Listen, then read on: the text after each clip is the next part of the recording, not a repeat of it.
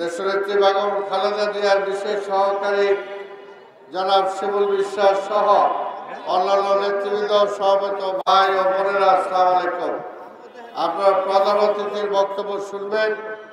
আমি শুধু এটাই বলতে চাই যে আজকের এই দিন মজুর রিকশাওয়ালা ভাই বোনেরা, আপনাদের শ্রমের মধ্য দিয়ে, আপনাদের ঘামের মধ্য দিয়ে, আপনাদের রক্তের দেওয়ার মধ্য দিয়ে আমরা শেখ হাসিনাকে বিদায় করছি।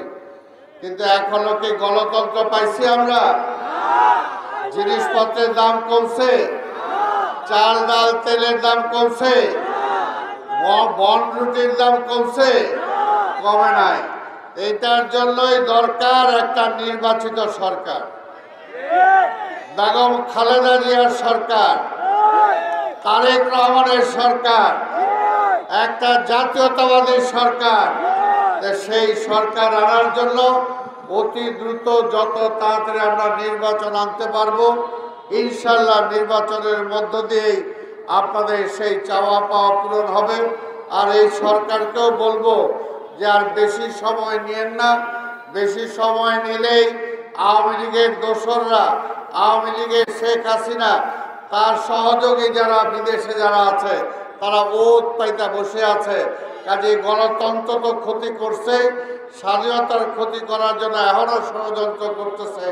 এই শ্রমবান্ধব শ্রমিক মানুষদের যদি দাবি দাওয়া পূরণ করতে হয়, নির্বাচিত সরকার ছাড়া বিকল্প নাই। তাই আমরা নির্বাচন চাই। কি বলে, নির্বাচন চান? নির্বাচন চান? আপনাদের সবাইকে ধন্যবাদ। শেখ হাসিনা, তোমার বিরুদ্ধে ফাঁসি রায় হবে ইনশাআল্লাহ। সবাইকে ধন্যবাদ। গণহত্যার বিভিন্ন তালিকা আমাদের সংবাদ মাধ্যমের কর্মীরা প্রকাশ করেছেন। যুগান্তর প্রকাশ করেছেন 1423, RTV 1423, এই যুগান্তরের প্রকাশ করেছেন সেপ্টেম্বর মাসে। এরই মাঝে অনেকেই ইতিমধ্যে চিকিৎসাধীন অবস্থায় মৃত্যুবরণ করে প্রায় 1556 জন ইতিমধ্যে হত্যা শিকার হয়েছে। BBC সহ আন্তর্জাতিক প্রচার মাধ্যম 15 জুলাই থেকে 5 আগস্ট পর্যন্ত এই হত্যাকাণ্ডকে গণহত্যা হিসাবে অভিহিত করেছে। এই গণহত্যার বিরুদ্ধে শান্তিপ্রিয় সমস্ত মানুষ, ছাত্র, শ্রমিক, জনতা মিলে 5 তারিখের অভ্যুত্থানে ফ্যাসিবাদের পতন ঘটিয়েছে। সম্ভব করার জন্যে শ্রমিক আর ছাত্র জনতার মিলিত যে রক্তধারা, যে গণহত্যার মুখে নিয়ে জীবন বাজি রেখে এই পরিবর্তন করেছে, অসম্ভবকে সম্ভব করেছে। আর এই অসম্ভবকে ফ্যাসিবাদের একটা দৃষ্টান্ত স্থাপন করেছে।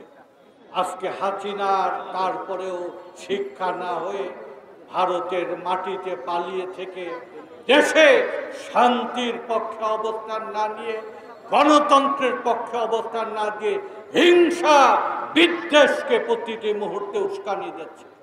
কাদেরই হিংসায় প্রথম ফ্যাসিবাদের পতনের পর দেশ জোড়া হঠাৎ করে ডাকাতি শুরু হলো। তাদের উস্কানিতে আনসার বিদ্রোহের নামে সরকারি প্রশাসন ব্যবস্থাকে অচল করে দেওয়ার চেষ্টা করা হলো। তাদের উস্কানিতে পাহাড়ে আধিপত্যবাদের উস্কানিতে সশস্ত্র বিদ্রোহ রচনা করলো। তাদের উস্কানিতে মিল, কলকারখানা, শিল্প প্রতিষ্ঠানে একটার পর একটা নাশকতা করে যেভাবে পাট শিল্প বন্ধ হয়েছে, তেমনিভাবে গার্মেন্টস, ওষুধ প্রতিষ্ঠান বন্ধ করার এক নাশকতামূলক দুরভিসন্ধি প্রতিদিন এটে যাচ্ছে। 10 তারিখে এমন একটি বায়বীয় ঘোষণা দেওয়ার আওয়ামী লীগ ভবিষ্যতে গণতন্ত্রের ভিত্তিতে গণতন্ত্রের রাজনীতির তারা পথে ফিরে আসবে। ফিরে আসেনি।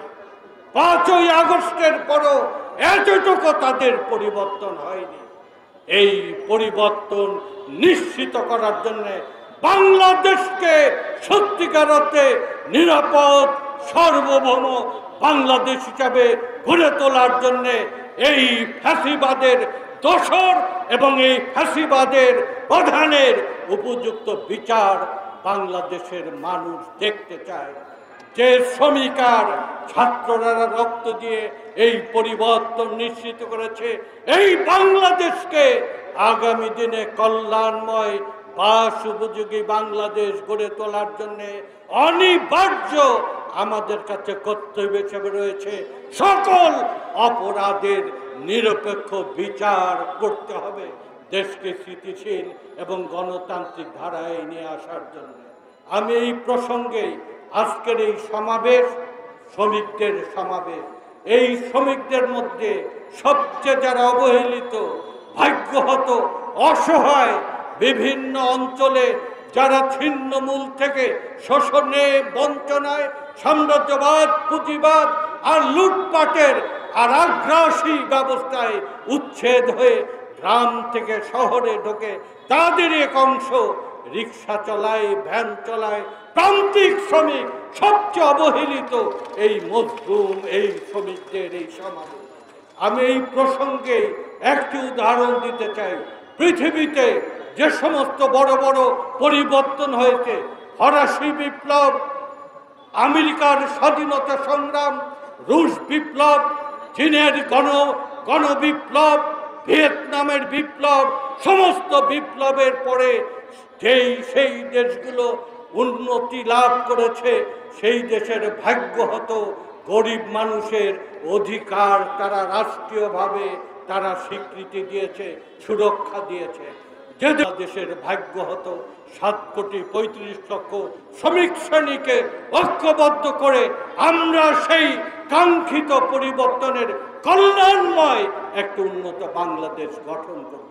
বিশেষ করে আজকে এই সবাই যখন আমাদের রিক্সা ভ্যান চালকেরা এসেছেন, হঠাৎ করে গত 3 দিন আগে ঢাকা নগর সহ সমগ্র বাংলাদেশ থেকে এই অটো ভ্যান রিক্সা নিষিদ্ধ করার এক ঘোষণা দিয়েছে। আমরা কালকে কয়েকজন উপদেষ্টার কাছে প্রস্তাব রেখেছি, এই গরিব মানুষকে ঢাকা নগর থেকে উচ্ছেদ করে গ্রামে পাঠিয়ে দেওয়া সম্ভব নয়। তারা আমাদের কাছে বলেছেন আগামী রবিবারের মধ্যে একটা পজিটিভ খবর রাখবে। আমরাও আইন মেনে এই গরিবের পেটে যেন লাথি না পড়ে, গরিব যেন বাঁচার মতো বাঁচতে পারে, এই ব্যবস্থা করার দাবি করে আমরা বাংলাদেশের শ্রমিক শ্রেণীকে ঐক্যবদ্ধ করছি। সত্যিকার অর্থেই একটি